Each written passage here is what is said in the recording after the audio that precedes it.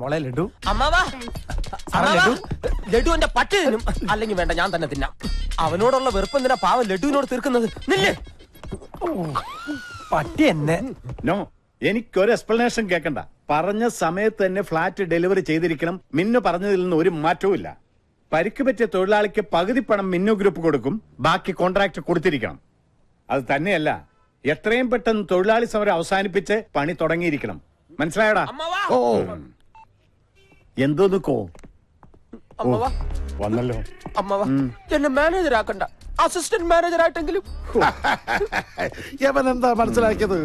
എടാ, ഒരു assistant manager എന്ന് പറഞ്ഞാൽ എഴുത്തും വായനയും അറിയാത്തവൻ എന്നല്ല അർത്ഥം. അനാവശ്യം പറയരുത്.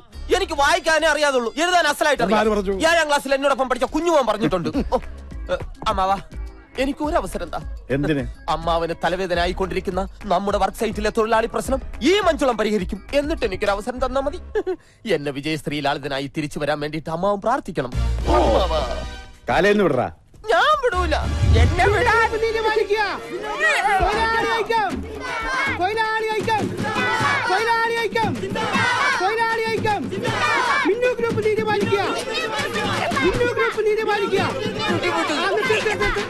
മക്കളെ, മുതലാളിമാര് വന്നിട്ട് ഇവരെ വിട്ടാ മതി. സൂചന മാത്രം, സൂചന മാത്രം, സൂചന മാത്രം. തോറ്റിട്ടില്ല, തോറ്റിട്ടില്ല, തോറ്റ ചരിത്രം കേട്ടിട്ടില്ല, തോറ്റിട്ടില്ല, തോറ്റിട്ടില്ല, തോറ്റ ചരിത്രം കേട്ടിട്ടില്ല. ശാരദേ, നീ ചുമ്മാ ബഹളം വെക്കാതിരിക്കേ. അവരവനെ ഒന്നും ചെയ്യില്ല. എനിക്ക് അവൻ മാത്രമേ ഉള്ളൂ. എനിക്ക് എന്റെ മോനെ ഇപ്പൊ കാണണം. ഏട്ടാ പോലീസ് സ്റ്റേഷനിൽ ഒന്ന് വിളിച്ചു പറ. പിന്നെ പോലീസ് സ്റ്റേഷനിൽ വിളിച്ചു പറയാം. മഞ്ജുകുമാറിന്റെ ലക്ഷറെ തോൽവിയല്ലേ തട്ടിക്കൊണ്ട് പോയിരിക്കുന്നത്. പോലീസ് സ്റ്റേഷനിൽ വിളിച്ചു പറഞ്ഞ പിന്നെ ലാത്തി ചാർജായി, കേസായി, അത് പിന്നെ വലിയ വാർത്തയാവും. ഈ പ്രശ്നം രാഷ്ട്രീയക്കാരെ ഏറ്റെടുത്താ പിന്നെ പെട്ടെന്നൊരു പ്രശ്നപരിഹാരം ഉണ്ടാവില്ല. എന്ത് ചെയ്യണമെന്നാ ആദ്യം പറയുന്നേ? സർ, ഞാൻ അവരുമായിട്ട് നേരിട്ടൊന്ന് സംസാരിക്കാം. അപ്പോ എനിക്ക് നമ്മുടെ വർക്ക് സൈറ്റുകളൊക്കെ ഒന്ന് കാണുകയും ചെയ്യാം. എനിക്ക് തോന്നണത് സ്റ്റേഷനിലേക്ക് നേരിട്ട് വിളിച്ചു പറയണതാ നല്ലതെന്നാ.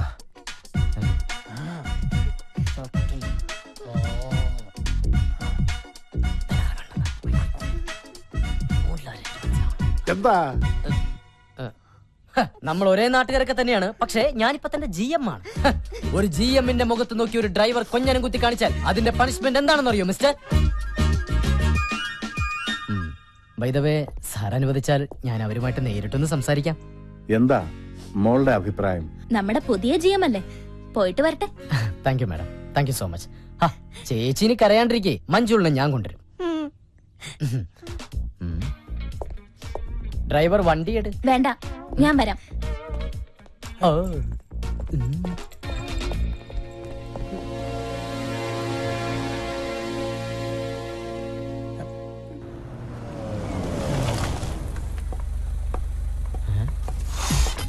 അടുത്ത പ്രാവശ്യമെങ്കിലും സമരത്തിന് വരുമ്പോ പുകയില്ലാത്ത അടുപ്പ് കൊണ്ടുവരാൻ പറയണേ. പിള്ളേരെ ഓടി കളിക്കാതെ ഇവിടെ എങ്ങനെ വന്നിരിക്കേ. പണി ഇത് വെന്തില്ല പിള്ളേരെ, ഇത് വേവുള്ള അരിയാണ്.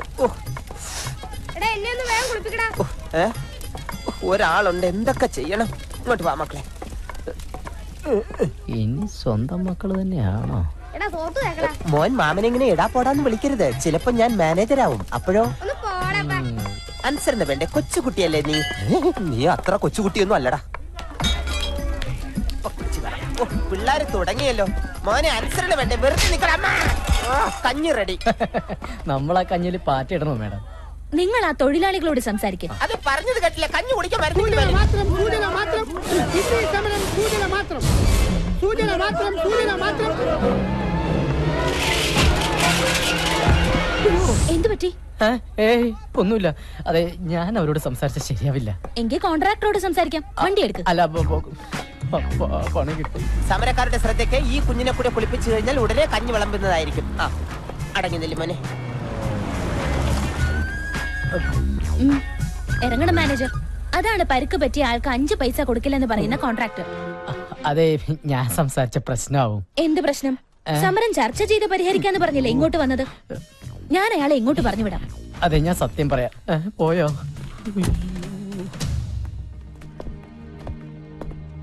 സോറി മാഡം, ഒരു കോംപ്രമൈസ് ചർച്ചയ്ക്ക് ഞാൻ തയ്യാറല്ല. ഇതൊന്നും എന്നോട് പറയണ്ട. താഴെ ഞങ്ങളുടെ GM ഉണ്ട്, അയാളോട് സംസാരിച്ചോളൂ. ആരോട് വേണമെങ്കിലും ഞാൻ സംസാരിക്കാം, പക്ഷെ എന്റെ തീരുമാനത്തിന് ഒരു മാറ്റമില്ല.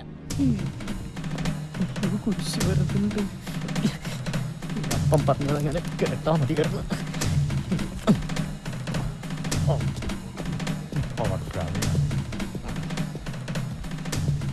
അതെ, ഇവ മിന്നു ഗ്രൂപ്പിന്റെ മാനേജർ ആയിരുന്നു.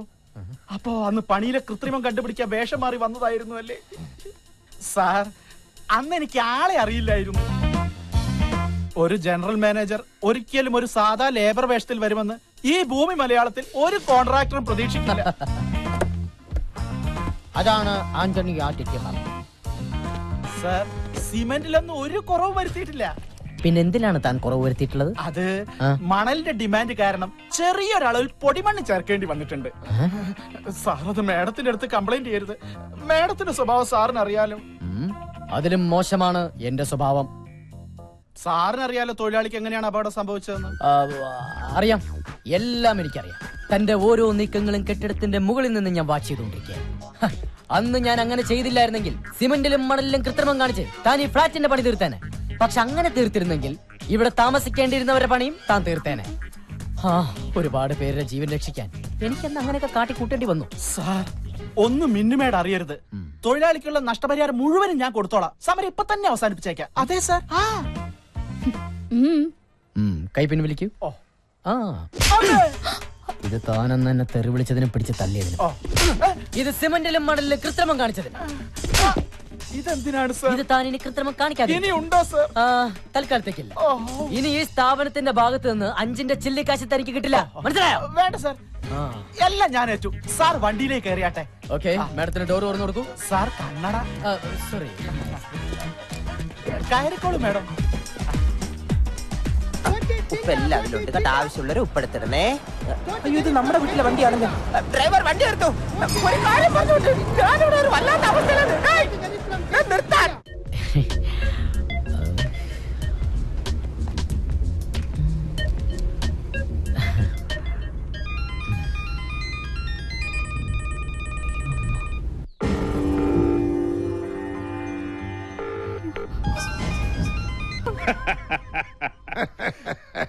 ആദ്യ കാഴ്ചയിൽ തന്നെ എന്റെ മനസ്സ് പറഞ്ഞു, മിന്നു ഗ്രൂപ്പ് നോക്കിയെടുത്താലുള്ള കാര്യശേഷി ഈ മുഖത്തെഴുതി വെച്ചിട്ടുള്ളത്. ആന്റണി ആദിത്യനെ കുറിച്ച് പറഞ്ഞപ്പോ ഞാൻ ഇത്രയും പ്രതീക്ഷിച്ചില്ല. ഞാനിതിലപ്പുറം പ്രതീക്ഷിച്ചതാ. ആദി സാറിന്റെ കാര്യം പോട്ടെ, ആദി സാറിന്റെ അച്ഛൻ പുലിയല്ലേ, പുലി. മര്യാദക്കേട് കണ്ട അപ്പ തല്ലും. ആര് എടുപ്പും നിപ്പും കണ്ട സത്യം പറയാലോ ആരായാലും പേടിച്ചു. ആദി സാറ് പോലും അച്ഛന്റെ മുമ്പിൽ മൂത്രം ഒഴിച്ചു പോവും. എന്താ കളറ്? എന്തിന്? അച്ഛനെ. ഞാൻ കരുതി എന്നൊന്നും ചെയ്യല്ല, ഞാൻ അരി എടുത്തില്ല. വീടെത്തിയാട്ടാ. വീടെത്തിയ പല്ലു ഒരാളായി. ദേഹത്തോടല്ലേ? തൊഴിലാളി പ്രശ്നം പരിഹരിക്കാൻ പോയവൻ തൊഴിലാളിയുടെ കുടുംബത്തിന് കഞ്ഞി വെച്ച് കൊടുത്ത് ഇപ്പൊ നല്ലൊരു കഞ്ഞിവെപ്പുകാരനായി ഇതാ വന്നിരിക്കുന്നു. കൊള്ളാം. നുണയാണ് നുണ. കള്ളത്തരം പറയരുത്. നീ കഞ്ഞി വെച്ച് കൊടുത്തില്ലേ? അത് പിന്നെ 10-25 പേർ ചേർന്ന് ഇത്രയും നീളമുള്ള കത്തി എടുത്ത് തൊണ്ടക്കുഴിയിൽ വെച്ചിട്ട് വയ്ക്കടാ കഞ്ഞി എന്ന് പറഞ്ഞാൽ ആരായാലും കഞ്ഞി വെച്ച് പോവും. അമ്മാവനായിരുന്നെങ്കിൽ പയറും ചമ്മന്തിയും വരെ വെച്ചേനെ. കഞ്ഞി നീ ഏതായാലും വെച്ച് കൊടുത്തില്ലേ? ഇനി നീ ആ ജോലി തന്നെ അങ്ങ് ചെയ്തോടാ. സർ, ഞാനൊന്ന് ഓഫീസിലേക്ക്. ഡ്രൈവർ, വണ്ടിയെട്. ഈ പാന്റൊക്കെ എന്നാ അമ്മാവ ഉണ്ടായത്? ഇതൊക്കെ ഒരു അന്ധവിശ്വാസമാണെന്ന് എനിക്കിപ്പോ മനസ്സിലായി. അപ്പൻ ചില സമയത്ത് തെലുങ്ക് നടന്മാരെ പോലെ ഭയങ്കര ഓവറാ. നിന്റെ അല്ലടാ അപ്പൻ, അത്രയ്ക്കൊക്കെ പ്രതീക്ഷിച്ചാ മതി. ദൈവം നമ്മുടെ കൂടെയാ, അല്ലെങ്കിൽ ആ കോൺട്രാക്ടർ മുന്നിൽ എല്ലാം പൊളിഞ്ഞു പോയേനെ. ദൈവത്തിന് നമ്മുടെ കാര്യം ശ്രദ്ധിക്കാതിരിക്കാൻ പറ്റില്ലല്ലോ. കാരണം അവിടെ ഒരുത്തി നമ്മുടെ കാര്യവും പറഞ്ഞ് രാവും പകലും ദൈവത്തിന് ഉറക്കം കൊടുക്കാതെ വിളിച്ചുകൊണ്ടിരിക്കല്ലേ. നീ വണ്ടി കയറി.